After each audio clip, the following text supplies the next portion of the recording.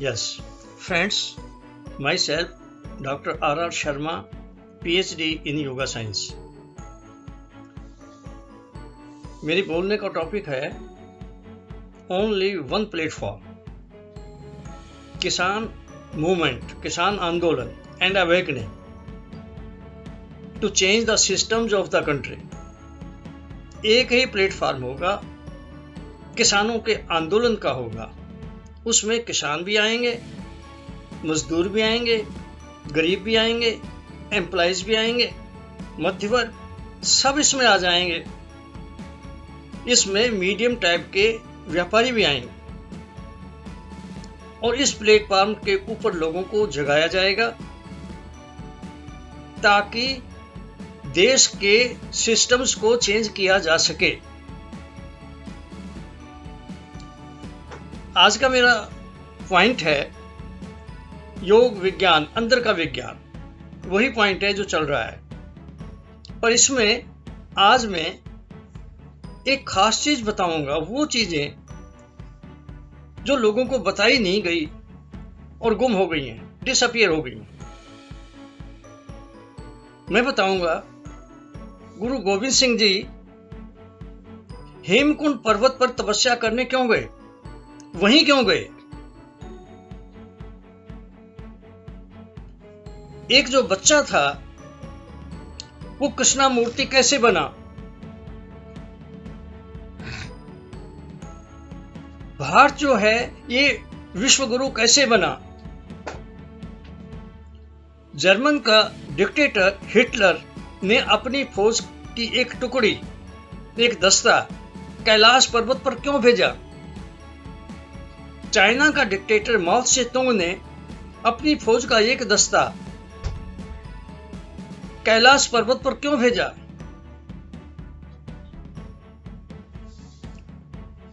Friends,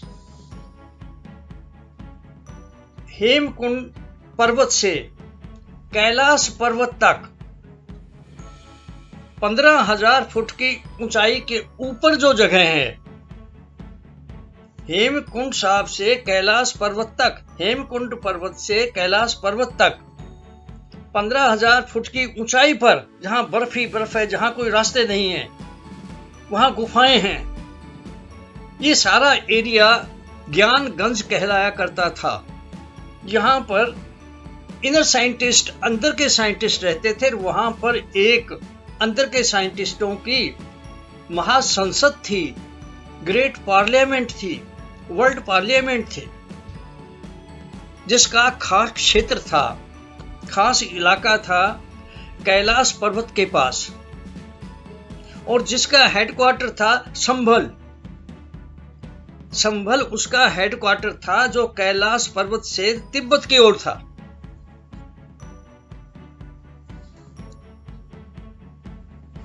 ये जो दो पोल हैं, हेमकुंड पर्वत और कैलाश पर्वत। कैलाश पर्वत शिव का स्थान है और यहां पर वो लोग जाते हैं जो कंप्लीट हेल्थ, कंप्लीट कॉन्शियसनेस, अपनी पूर्ण चेतना को प्राप्त करना हो, पूर्ण हेल्थ, पूर्ण चेतना, पूर्ण पीस ऑफ माइंड, पूर्ण शांति, पूर्ण आनंद को प्राप्त करना हो, वो इधर जाते थे। और शक्ति प्राप्त करने के लिए जो स्थान था वो हेमकुंड साहब पर शिवा का स्थान था। कैलाश शिव का स्थान है, ये शिवा का स्थान है। शिवा शक्ति, ये शक्ति का स्थान है। यहीं पर श्री गुरु गोविंद सिंह जी गए थे। जब पाप होते हैं धरती पर नीचे, तो ऊपर की वो जो संसद थी, जिन्होंने 20 साल तक ट्रेनिंग ले ली हो ऊपर और आखिरी इम्तिहान भी पास कर लिया हो, उनमें से सबसे ज्यादा स्ट्रॉन्ग जिसका ओरा होता था उसे चुनते थे। और सबसे ज्यादा स्ट्रॉन्ग ओरा होता है ब्लू कलर का। इसलिए चाहे राम हो चाहे कृष्ण हो, का दूर इनको दिखाया है नीलापन इनका शरीर में। और श्री गुरु गोविंद सिंह जी ने नीला ड्रेस बनाया था अपनी फौज का। वहां इसलिए भेजा जाता था हेमकुंड साहब पर कि यहाँ चाहे वो पहुंचे हुए हैं 20 साल में, काफी माइंड पर पूरा कंट्रोल हो गया है और शक्ति है उनके अंदर काफी, और वो आदमी चुना गया जो सबसे ज्यादा स्ट्रांग हो रहा था। लेकिन वो ताकत भी थोड़ी है, क्योंकि धरती पर जो जुल्म हो रहे हैं वो जानबूझकर कर रहे हैं। जो एक प्रवाह में जा रहा है वहां बहना तो आसान है, लेकिन जो प्रवाह गलत है उसके उल्ट बहना और उसे प्रवाह को ही बदलना, इसमें बहुत शक्ति चाहिए, इसलिए वहां भेजे जाते थे। जो संसद थी, महासंसद, ग्रेट पार्लियामेंट, ऊपर विश्व पार्लियामेंट, उसके अंडर ऊपर 2 तो यूनिवर्सिटीज थी। एक योग यूनिवर्सिटी, योग विज्ञान की यूनिवर्सिटी, और दूसरी थी प्रकृति विज्ञान की यूनिवर्सिटी, मैटेरियल साइंस की यूनिवर्सिटी, और कुछ गुरुकुल थे नीचे, वहीं पर इनके नीचे जो इनके अंडर थे। मेन चीज तो वही थी जो योग विज्ञान यूनिवर्सिटी थी, और जहां तैयार किया जाता था अंदर के साइंटिस्टों को complete health, complete consciousness, complete peace of mind, complete bliss की ओर जाने के लिए, परमात्मा तक जाने के लिए। लेकिन इनका एक मकसद था कि 20 साल के बाद हम तैयार करके आदमियों को, जो माइंड कंट्रोल पूरा उनका हो गया, तब हम नीचे भेजेंगे धरती पर लोगों को गाइड करने के लिए, उनका भला करने के लिए, उनको रास्ता दिखाने के लिए। इसलिए ये मेन चीज ये थी उनकी।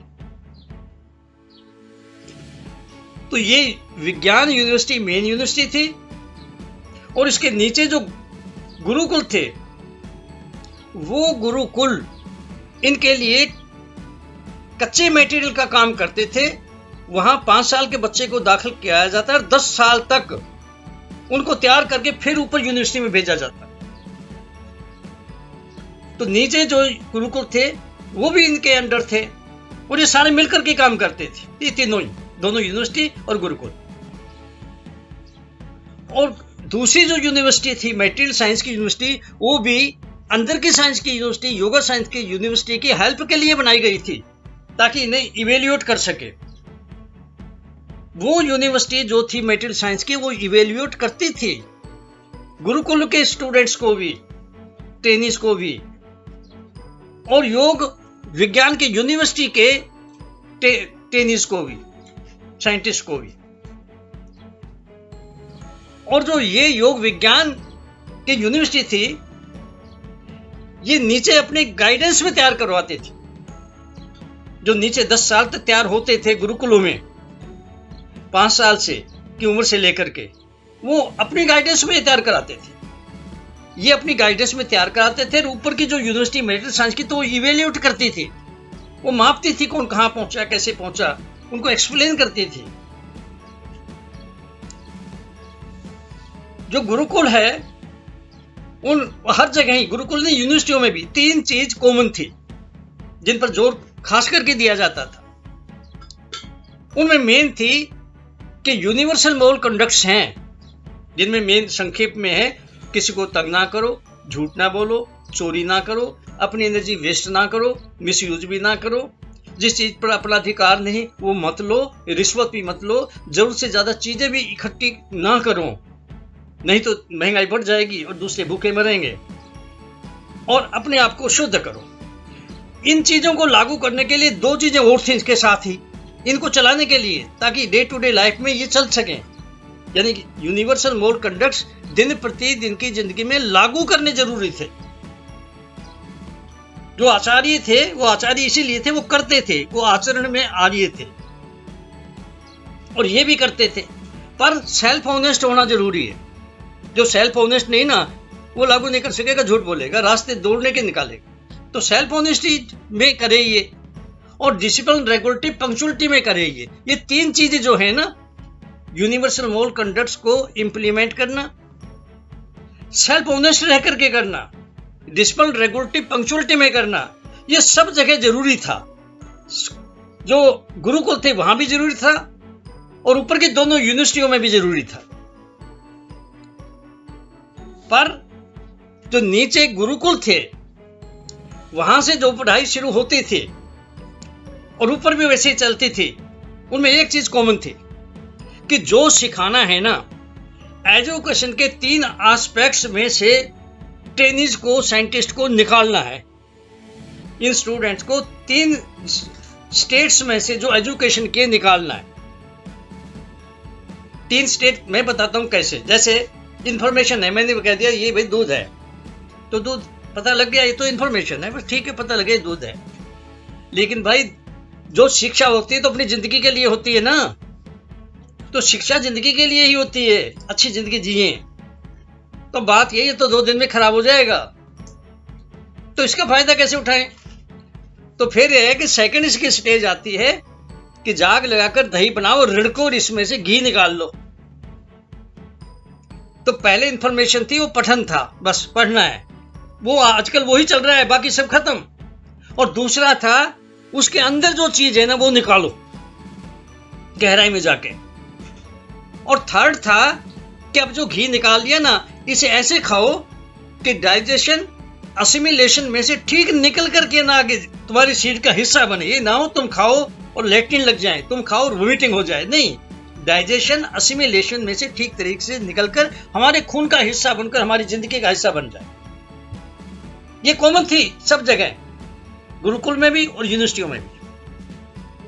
पर गुरुकुल में एक जो खास काम था वो ये था कि 5 साल के जो बच्चे, जो जिनका ओरा बहुत स्ट्रांग था, वो सिलेक्ट करते थे, तो उनको जो यहां पर दाखिल करते थे तो 10 साल तक उनको किस जगह पर पहुंचा देते थे, अपने अंदर प्रवेश करा देते थे इनर अवेयरनेस के साथ। जैसे हम एक कमरा है, अंधेरा है, टार्च लेते हैं, हम बाहर से उस कमरे में जा रहे हैं, हमें पता है हम जा रहे हैं, हमें पता है अंदर का कमरा आ गया, हमें पता है अंदर क्या क्या चीजें पड़ी हैं, और फिर अपनी मर्जी से ही हम वापस आ जाते हैं।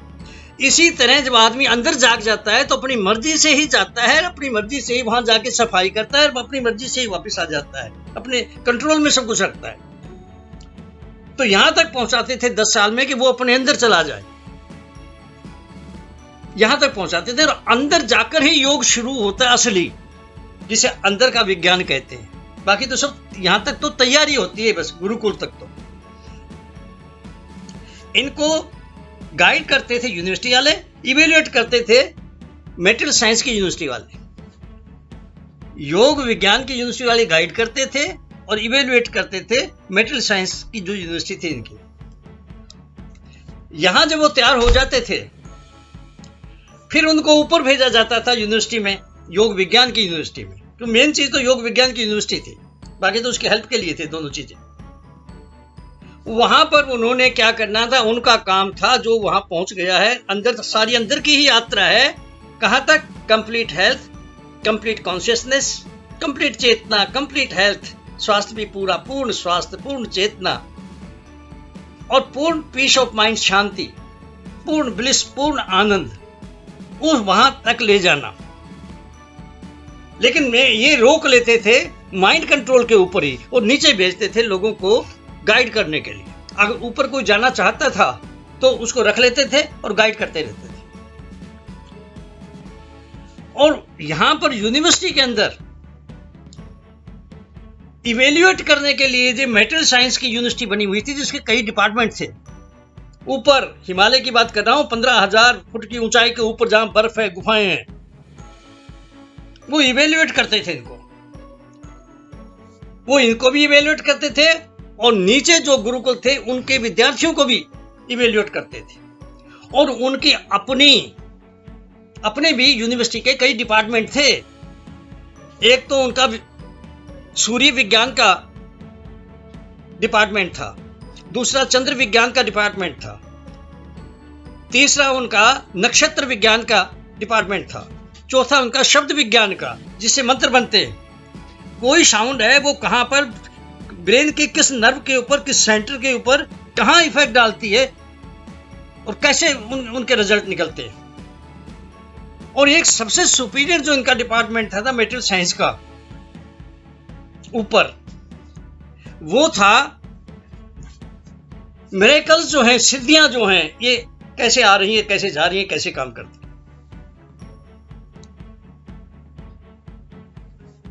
तो अब मैं आप लोगों को एक तो ये बताना चाहता हूं कि ये जो चुनाव करके बच्चों को लाते थे, 5 साल के बच्चों को, वो कैसे चुनाव करते थे? फ्रेंड्स, 5 साल के संस्कारी बच्चों को ये सिलेक्ट करते थे। और संस्कारी बच्चे का मतलब ये नहीं कोई हिंदू, मुस्लिम, सिख, ईसाई, इस हिसाब से नहीं। जिसका ओरा वो होता है जो महान आदमियों के पीछे, आप फेस के पीछे, सिर के पीछे चक्र सा नजर आता है, वो सबके है। बस फर्क है जितनी पावर है उतना ही होता है। उनका दिखा देते हैं, बाकियों का है। बीमार के भी होता है, वो बीमारी का होता है। पावरफुल होगा वो पावरफुल का, मोस्ट पावरफुल होगा उसका होगा। अलग अलग कलर हैं इसके। तो ओरा को मापते थे वो। और जो भेजे जाते थे ना मापने के लिए और चुनने के लिए, उन्होंने 20 साल की ट्रेनिंग जो है वो ली होती थी पहले। तो उनके आईज भी माइक्रोस्कोपिक बन जाती थी। जो अपने अंदर चला जाता है ना, वो दूसरे के ओरों को पढ़ भी सकता है, दूसरे के ओरा को वो पढ़ सकता है। तो उनको सारे ही धरती पर बांटा हुआ था, सारे भारत में बांटा हुआ था, क्षेत्र बांटे हुए थे। और उनका इनसे संबंध था ऊपर जो था, क्योंकि ये तो फाइनल बाय मीडिया से संबंध वैसे ही स्थापित कर लेते थे जैसे हम मोबाइल से आजकल करते हैं, वायरलेस से आजकल करते हैं। तो वो जिसको चुनते थे, देख लेते थे भी इसका ओरा जो है ना, इस बहुत स्ट्रांग है और सबसे ज्यादा स्ट्रांग है। वहां जितने भी बच्चे थे देखते थे, तो उस पर नजर रखते थे, इंफॉर्मेशन भेजते थे, फिर उसे टेस्ट करते थे, बार बार टेस्ट करते थे।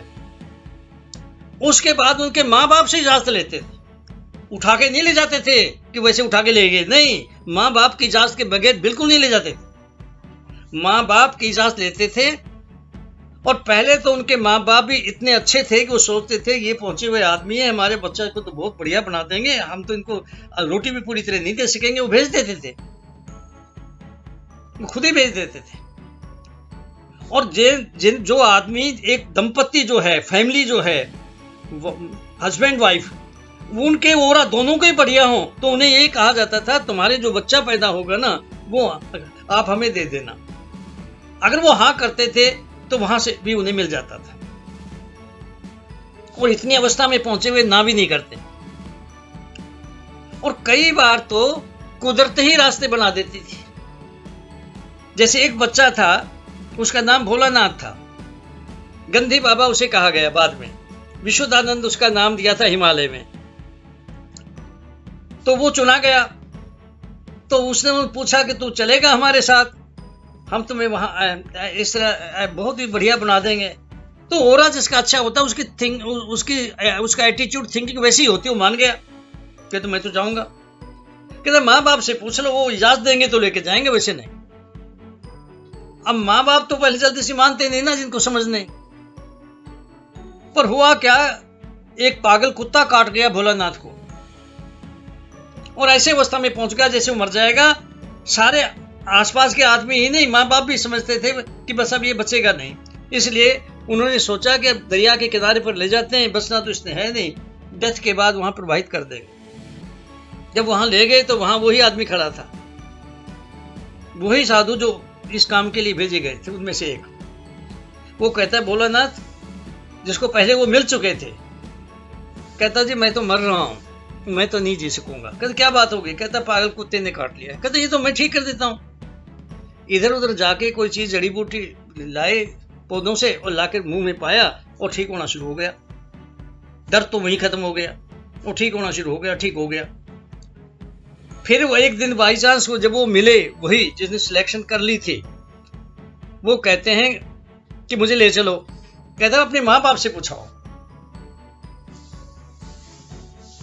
तो जाके माँ बाप को उसने कहा कि जिन्होंने मुझे जिंदगी दी थी, मैं उनके साथ जाना चाहता हूं। वो बहुत पहुंचे हुए हैं, मैं अपनी जिंदगी इस तरह बिताना चाहता हूं, कुछ करना चाहता हूं जिंदगी में। तो माँ बाप ने कहा कि भाई जिसने तुम्हें जिंदगी दी है, अच्छा ये जिंदगी उसी की है, चले जाओ चाहे उनके साथ। तो इस तरह इनका पहले मिलते रहे, गुरुकुल यूनिवर्सिटी चलाने के लिए मिलते रहे बच्चे। ये जो ओरा को टेस्ट करके बच्चे लेते थे ना, इसी के ऊपर इसी तरीके से मद्रास में एक अडयार संस्था थी, अडयार संस्था की जो मुखिया थी एक इंग्लिश लेडी थी जिसका नाम एनी बेसेंट था। उस संस्था ने बहुत रिसर्च की है अध्यात्म की साइंस पर, काफी रिसर्च की है उन्होंने। तो उन्होंने फैसला किया संस्था ने कि हम किसी बच्चे को इसी तरह सिलेक्ट करें जिसका ऑरा स्ट्रांग हो, और फिर उसे हम पाले नेचुरल वातावरण में कि उसका विकास पूरा हो जाए, और फिर उसे अपनी गुरु गद्दी पर बैठाएं और कहें हमें भी गाइड करो और दुनिया को गाइड करो। तो उन्होंने पहले 7 बच्चे चुने मशीनों की सहायता से, क्योंकि वो ओरा को पहचान नहीं सकते थे, उनमें अंदर तो कोई पावर थी कि माइक्रोस्कोपिक आईज उनकी हो गई हो। तो उन्होंने मशीनों की सहायता से 7 बच्चे पहले, उनमें से फिर 2 निकाले। दोनों में से जो एक बचा ना, उस बच्चे का नाम था कृष्णामूर्ति। और कृष्णामूर्ति जो था उसको उसी तरीके से पाला, नेचुरल वातावरण पूरा विकसित किया उसे, नेचुरल वातावरण। और जब वो देखा कि हाँ अब ये हो गया है, अब ये पूरा विकसित हो गया है, तो उसे कहा मीटिंग करके कि हम तैयार हैं जी, अब आप हमारी गुरु गद्दी संभालो, इस संस्था की गद्दी संभालो। तो पता है वो क्या कहता है, मैं इस बंधन में नहीं बंधूंगा, मैं गद्दी गुद्दी पर नहीं बैठना, मैं आजाद हूं और सभी लोग आजाद है। अगर किसी ने पूछना है मेरे से तो पूछ ले, मैं बता दूंगा जो जानता हूं, पर मैं नहीं बैठूंगा यहां। अरे भाई, जो आदमी यूनिवर्सल लेवल के अंदर जीना शुरू कर दे वो नीचे कैसे उतरेगा? वही हुआ, वो दुनिया का सबसे बड़ा थिंकर था, अंदर से सबसे बड़ा थिंकर था अपने टाइम में। ओशो भी उसी टाइम में हुआ, वो ओशो से थोड़ा सा पहले डेथ होगी, पर वही टाइम था। दुनिया में उसका मुकाबला करने वाला कोई नहीं था। हालांकि ओशो कितना डेप्थ में था कि दुनिया में दूसरा कोई नहीं था उसका मुकाबला कर सके। अगर आम आदमी सोचेगा वो भी कहेगा नहीं, इसके मुकाबले का नहीं कोई भी, संत भी यही कहेंगे सारे।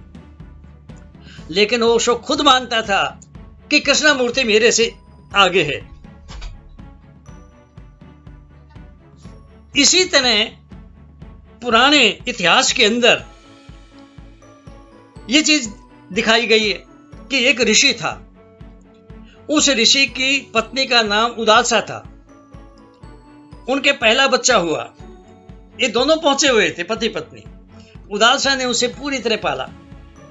जब वो 8-10 साल का हो गया तो कमंडल पकड़ लिया और कहता है, माता पिता मुझे आज्ञा दे दो, मैं सन्यासी बनकर जिंदगी जीना चाहता हूं। तो वो भी पहुंचे हुए थे, उन्हें पता था अब हम तो इसे नहीं बांध सकते। चला गया, इजाजत दे दी। दूसरा बच्चा हुआ, वो भी पाला, वो भी 8-10 साल का हो, तो वो भी यही शब्द कहता है कि मैं तो सन्यासी बनना चाहता हूं, मुझे इजाजत दे दो। तीसरे ने भी ये किया, चौथे ने भी ऐसे ही किया। फिर ऋषि ने उदालसा को, अपनी पत्नी को कहा कि अगर तू इसी तरह बच्चों को पालेगी तो अपने कोई भी बच्चा यहां नहीं रहेगा, अपने पास कोई भी नहीं रहेगा, चाहे मर जितने हो जाए, कोई नहीं रहेगा हमारे साथ। तू थोड़ा सा नीचे के स्तर पर जाके पाल, ताकि इतनी अटैचमेंट रह जाए कि हमारे साथ रह सके। फिर उसने 5वां बच्चा उसी तरह पाला, और रहा उनके पास। एक चीज मैं और बताना चाहता हूं फ्रेंड्स, ये 20 साल की जो ट्रेनिंग थी ना, जब देते थे हिमालय में ऊपर, वो संसद की गाइडेंस में, जो ग्रेट संसद थी साइंटिस्ट की, अंदर के साइंटिस्ट की, उनकी गाइडेंस में सब कुछ चल रहा था। उनका आखिर में एक इम्तिहान हुआ करता था, उस इम्तिहान में जब कोई पास हो जाता ना, उन्हें ही नीचे भेजा जाता था धरती पर गाइड करने के लोगों, उससे पहले नहीं। मैं वो आखिरी इम्तिहान के बारे में बताना चाहता हूं। आखिरी इम्तिहान ये होता था कि वहां पर एक छोटी सी गुफा के अंदर एक छोटा सा कमरा, एक गुफा में छोटा सा कमरा जहां अंधेरा है, वहां बैठाया जाता था 1 साल के लिए समाधि में। 1 साल के लिए समाधि में बैठाया जाता था, लगातार 24 घंटे, 1 साल तक। उस कमरे में सिर्फ ऊपर छत की तरफ से एक थोड़ी सुई जितनी जगह थी जहां से सूरज की किरण, रोशनी टपकती थी, पता लग जाता था दिन है या रात है। और अपरोक्ष रूप में छुप करके, अदृश्य रूप में उस पर नजर रखी जाती थी कि ये क्या कर रहा है, किस अवस्था में है, आगे जा रहा है कि नहीं जा रहा है, क्या हालत है इसकी। और जब वो पास हो जाता 1 साल की ट्रेनिंग में, और ये सारे पास होते थे, ये सारे पास हो जाते थे, तो फिर उन्हें 2 शर्तों के ऊपर नीचे भेजा जाता था लोगों की भलाई करने के लिए, गाइड करने के लिए। पहली शर्त तो ये होती थी कि तुम 2-3-4 साल में अगर हमें कुछ मिलना भी चाहो तो आ सकते हो, वैसे तो दूर से तो रोज ही मिल सकते हो, लेकिन 3-4 साल में एक बार आ सकते हो, पर अपने साथ किसी को नहीं लाना। ये पहली शर्त थी। और दूसरी शर्त थी कि किसी को भी यहां का पता नहीं बताना, यहां का रास्ता नहीं बताना, ये शर्त थी। इसीलिए किसी ने भी रास्ते नहीं बताए और वो गुम हो गई चीजें।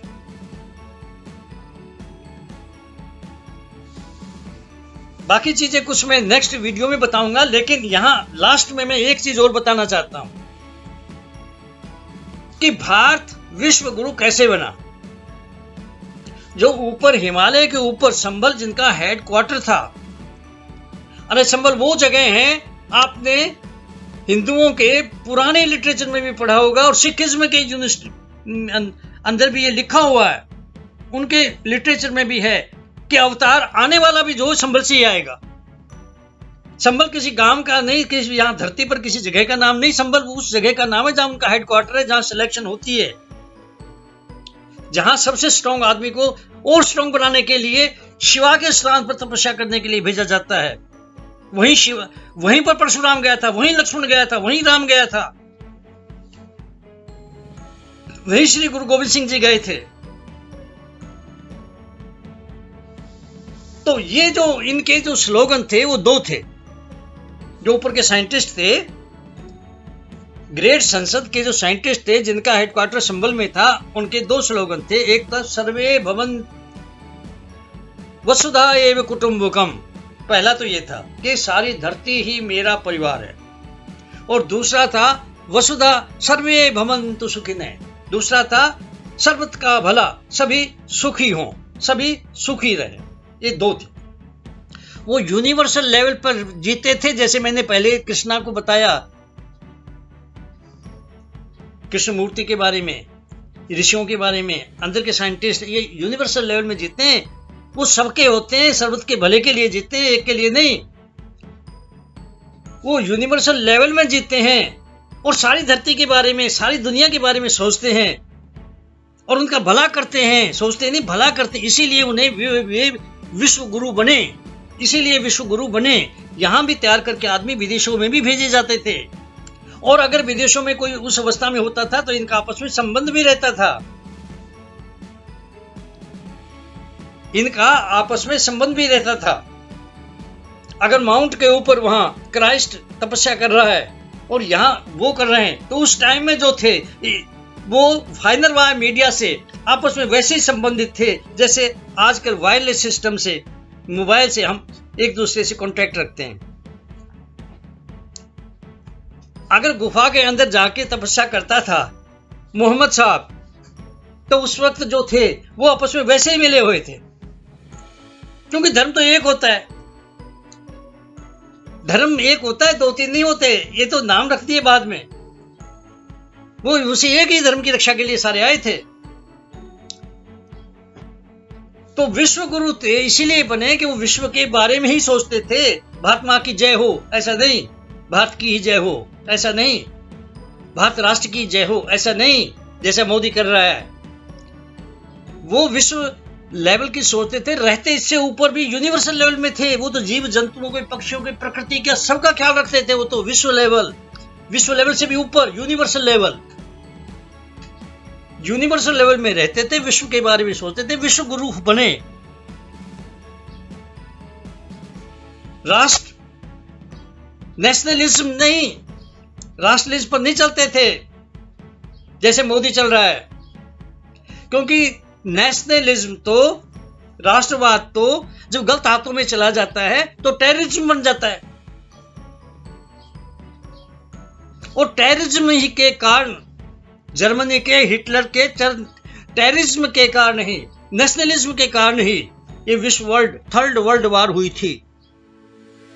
हिटलर ने सबके दिमाग में, जर्मन वालों के दिमाग में एक चीज डाल दी कि सबसे ज्यादा शुद्ध खून अगर किसी का है ना, प्योर, तो बस वो जर्मन वालों का ही है, और उन्हें ही अधिकार है सारी दुनिया पर राज करने का। तो ये परमात्मा ने हमें दिया है, हम ही राज करेंगे। वर्ल्ड वार हुई थी और उसे मरना पड़ा था आप ही अपनी गोली मार करके, कि दूसरा तो पता नहीं कितना तंग करेगा, मैं मरी जाऊं। ये जो नेशनलिज्म, राष्ट्रवाद मोदी ने बनाया है, इसने तो दो हिस्सों में बांट दिया हिंदुस्तान को। इसके हिसाब से तो राष्ट्रवादी, नेशनलिस्ट और हिंदू, राष्ट्रवादी और हिंदू दोनों को एक ही मतलब लेते हैं। वही है जो मोदी की तरफ हो और भारतीय जनता पार्टी की तरफ हो। बाकी जितने भी हैं, चाहे वो मुसलमान हो, चाहे ईसाई हो, चाहे सिख हो, चाहे बुद्धिस्ट हो, जैनी हो, या कोई पारसी, कोई भी हो, वो सब देशद्रोही हैं। यहां तक कि हिंदू भी अगर कोई है और मोदी की तरफ और भारतीय जनता पार्टी की तरफ नहीं है, तो वो भी देशद्रोही है। इसने तो बांट दिया सबको। पर एक बात है, मोदी राम राज्य लाना चाहता है हिंदुस्तान में। भाई इसमें कोई शक नहीं, वो सोचता है ना, वो राम राज्य लाना चाहता है और राम की बहुत पूजा करता है। इसमें भी कोई शक नहीं कि राम की बहुत पूजा करता है। हम जानते हैं, हमें दिखा के करता है, वो बहुत पूजा करता है राम की। राम को मानता है, बहुत मानता है, और राम को मानता है, इतनी पूजा करता है, इसीलिए यह राम मंदिर अयोध्या में बनवा दिया। चाहे इसके लिए chief justice of India, chief justice of supreme court को मोदी ने भारतीय जनता पार्टी की तरफ से पार्लियामेंट का, राज्यसभा का एमपी बनाना पड़ा चाहे, पर बना दिया, मंदिर बना दिया अयोध्या में, राम मंदिर बना दिया, चाहे कुछ भी करना पड़ा इसे। अयोध्या में बन गया, बहुत बढ़िया, ईंट है, पत्थर है, करोड़ों अरबों का है, शानदार। पर सवाल है, क्या राम यहां आ जाएंगे इस मंदिर में? क्या राम आ जाएंगे राम मंदिर में? अरे भाई, एक लड़का है, उसका बाप है, जब कोई आ जाता है तो बाप के चरणों के हाथ लगाता है, उसे मीठी मीठी बातें करता है, उसे अच्छा खिलाता है, पिलाता है, और जब वो चले जाते हैं तो गालियां निकालता है, थप्पड़ मारता है, घर से बाहर निकाल के फेंक देता है। आएगा दोबारा? वो आएगा? अरे राम जानता है, राम जानता है ये कहां खड़ा है, ये राम को मानता है, राम की बात नहीं मानता, राम की पूजा भी करता है, राम के ऊपर राम की बात नहीं मानता। मोदी राम की बात नहीं मानता। और राम ने पता है क्या कहा था? उसे कहा था, हे लक्ष्मण, न मे रोचयते स्वर्णमयी लंका न स्वर्गम। हे लक्ष्मण, मुझे सोने की लंका और सोना अच्छा नहीं लगता, मुझे स्वर्ग भी अच्छा नहीं लगता। तो लक्ष्मण ने पूछा, भैया क्या अच्छा लगता है? फिर कह रहा, जननी जन्म भूमिश्च स्वर्गादपि गरीयसी। जो मुझे जन्म देने वाली मेरी मां है, और जो मेरी जन्मभूमि है, जिसमें मैं पैदा हुआ हूं, जिसमें मैं पला हूं, जिसमें मैं खेलता हूं, जिसकी छाती पर हल चलाकर पैदा के अन्न को मैंने खाया है, जिसके सीने पर घाव करके खोदे हुए कुओं का मैंने पानी पिया है, जिसने मुझे जिंदगी दी है, वो धरती मां, मेरी अपनी मां जिसने जन्म दिया, ये धरती मां, ये मुझे स्वर्ग से भी ज्यादा प्यारी है। तो उसे तो ये कहा था, राम ने तो ये कहा था, और तूने धरती के पुत्रों से उनकी मां ले ली, मां ही छीन ली। राम क्यों आए? तू तो राम की बात के उल्ट कर रहा है काम। राम क्यों आए? और राम को यह भी पता है, ये मेरा मंदिर नहीं है, ये वोट बैंक है, ये वोट बैंक है पत्थरों का, मेरा नहीं है। ये पता है उन्हें। असलियत में मोदी दगाबाज है, धोखेबाज है, गद्दार है।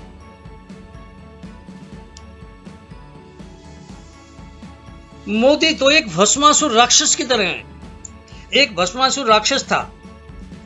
भस्मासुर कैसे नाम पड़ा बताता हूं। वो राक्षस ने बहुत तपस्या की शिव शंकर की। शिव शंकर जो है ना, ये भोलेनाथ कहते हैं इसे, ये जल्दी ही पसीज जाता है, वरदान दे देता है। तो खुश हो गया उसकी तपस्या से, कहता है, मांग भाई क्या मांगता है? कहता है, जी मुझे वरदान दे दो जिसके सिर के ऊपर मैं हाथ रखूं भस्म हो जाए। कहता जा बेटा दिया, तूने बहुत तपस्या की। वो फिर ख्याल आया मैंने कौन सा दे दिया वरदान। तो उसी वक्त वो कहता है राक्षस भस्मासुर कि महाराज आप आगे आओ, मैं तुम्हारे सिर के ऊपर हाथ रख के देखता हूं तुम जिंदा रहते हो कि मरते हो, भस्म हो जाते हो। अब वो दौड़ा, वरदान देने वाला ही दौड़ा। वो शिव शंकर दौड़ता दौड़ता विष्णु के पास पहुंचा। विष्णु कहता है महाराज क्या बात है, कैसे दौड़ते आ रहे हो? अरे कहता है मैं तो उसको वरदान दे दिया, वो तपस्या कर रहा था, वरदान दे दिया, जिसके सिर पर हाथ रखेगा वो भस्म हो जाएगा, और वो तो मेरे सिर पर रखना चाहता है, वो देखना चाहता है, वो तुम्हारे पर भी रख देगा। तो उसने सोचा अब तो रास्ता कोई निकालना पड़ेगा। तो रास्ते तो हर चीज के है ना, निकाल लिया उसने। वो आप ही औरत बन गया और बहुत सुंदर बन गया।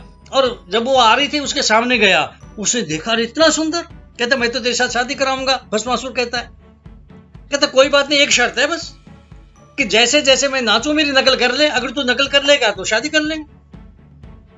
वो कहता मंजूर हो गया। अब नाच शुरू हो गया। तो नाचता नाचता पहले तो इधर उधर नाचा, जब देखा ये सब कुछ भूल गया तो वो नाच रहा था, अपने सिर के ऊपर हाथ रखा। उसने भी देख के अपने सिर के ऊपर जब हाथ रखा भस्मासुर ने तो भस्म हो गया वहीं पर। तो इसी तरह एक रास्ता निकालना पड़ेगा। धरती पुत्रों ने जो ताकत दी कुर्सी पर बैठाया, मोदी को जो ताकत दी, उसी ताकत से ये सरिये गाड़ रहा है, बैरिकेड्स क्रिएट कर रहा है। वहां सरिये तीखे करके ऊपर को गाड़ता है, जाली लगा रहा है, वहां पर बौछारें कर रहे हैं, गोलियां मार रहे हैं। ये वही ताकत इनको दिखा रहा है, भस्मासुर की तरह इन्हीं को दिखा रहा है। जिन्होंने वहां भेजा कुर्सी पर उसे ताकत दी, वो ताकत इन्हीं दिखा रहा है मारने के लिए। तो इसका भी काट है, और काट ये है, अब ये ना कहो कि 3 कानून वापस लो। देखिए 3 कानून के जाल में फंसाने के लिए किसानों को, धरती पुत्रों को इसने जो चाल चली थी ना, उसमें तो ये खुद ही फंस गया। ये खुद ही फंस गया उसमें। आगे आता है, पीछे कर जाएगा, पीछे जाएगा तो अंबानी अडानी के आदमी गोली लिए बंदूकों में खड़े हैं, गोली मार देंगे पीछे हटा तो। और आगे आएगा तो किसानों ने स्टार्ट किया हुआ अपना ट्रैक्टर, कुचल देंगे। बाएं जाएगा तो अंबानी अडानी के आदमी बंदूक लेके खड़े हैं, गोली मार देंगे। और दाएं जाएगा तो वहां पर ट्रैक्टर स्टार्ट किए वो खड़े हैं, धरती पुत्र कुचल देंगे। और अब रास्ता या तो धरती में गाड़ा जाए, इसे धरती में गाड़ा जाए तो मर जाएगा। अगर जिंदा ही रहना चाहता है ये, तो अभी एक रास्ता सिर्फ बचता है, और वो रास्ता है कुर्सी से इसे उछाला जाए, और उछाल करके ऐसी चाय की दुकान पर डाल दिया जाए जो किसी टेंट में चल रही हो, ताकि सर्दियों में जहां बरसात हो तो उसके पानी टप टप टप पड़े और इसे पता लगे इसने क्या क्या पाप किए। और जब ठंडी हवा सर्दियों में चले तो अंदर आए, थपड़े मारे और इसे पता लगे इसने कौन कौन से पाप किए, उनको सहन करे, भुगते उनको। पर इस वक्त जो सिचुएशन पैदा हो गई है वो ये है कि अब इनको ये कहने की जरूरत नहीं ये 3 कानून वापस ले लो, ये कृषि के 3 कानून वापस ले लो, ये कहने की जरूरत नहीं है। अगर वो कहते हम तीनों वापस लेते हैं तो भी कह दो नहीं, ये हम आप ही वापस ले लेंगे और हम नए कानून भी आप ही बना लेंगे। हमारे पास 90% आदमी है, हम आप ही कर लेंगे, और अब हम सिस्टम बदलेंगे। अब ये ना समझो जैसे गवर्नमेंट ही बदलते रहेंगे, हम अब हिंदुस्तान के, इस देश के सिस्टम्स को बदलेंगे। हम इस सिस्टम्स को बदलेंगे, इससे कम कुछ नहीं करेंगे। अब एक ही नारा है हमारा, बता दो मोदी को ये बता दो, मोदी सिंहासन खाली करो, जनता आ रही है। मोदी सिंहासन खाली करो कि जनता आ रही है। फ्रेंड्स,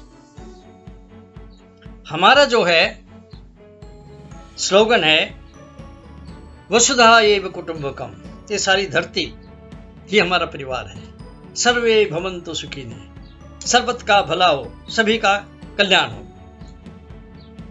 फ्रेंड्स, सब्सक्राइब करो, शेयर करो, लाइक करो, कमेंट्स करो, और ज्यादा से ज्यादा इकट्ठे हो जाओ, जागते रहो और जगाते रहो। अब हमने गवर्नमेंट्स नहीं, सिस्टम बदलने हैं। थैंक्स।